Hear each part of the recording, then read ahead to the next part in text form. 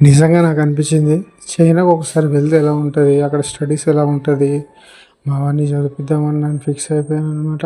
కానీ దానికన్నా ముందు ఏందంటే, ఈ వీడియో చాలా ఫేమస్ అనిపించింది. ఎందుకంటే, మన ఇండియన్‌లో ఉండే ఫుడ్ ఏదైతే ఉంటదో ఇండస్ట్రీ అది వేరుంటది. చైనా వాళ్ళకి స్కూల్‌లో ఎలా ఉంటుందనేది మొత్తం చూడండి. నిజంగా వాళ్ళకి హై ప్రోటీన్, హైజీన్ అనేది మొత్తం మెయింటైన్ చేస్తారనమాట.